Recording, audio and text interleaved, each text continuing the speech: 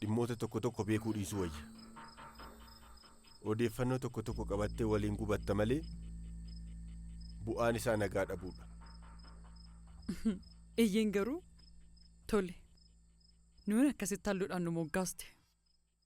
Garuu namoonni ija isaanii irratti halluu gurraacha dibamee maal balleessaniitu Tafari.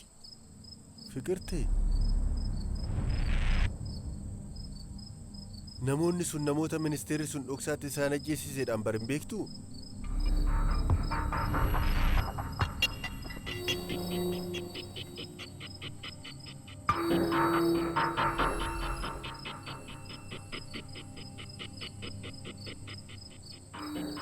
Fiqirtee.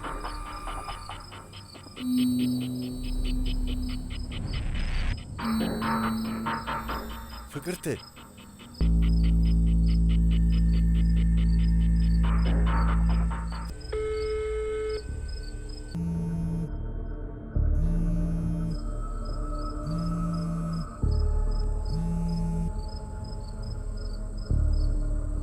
Ministeera kana garuu malee ajaa'ibsiifata.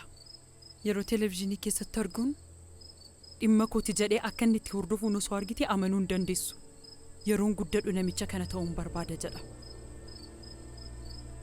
Amma kana maal goota? Waan akkasii mucaa akkanaa garraamii galma godhatee tokko soo qabaatte maal goota?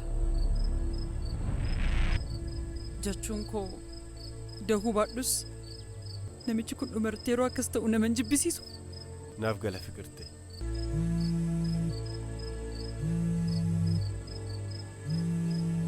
Sa'aatiin akkanatti deemuu isaa hin hubanneen ture.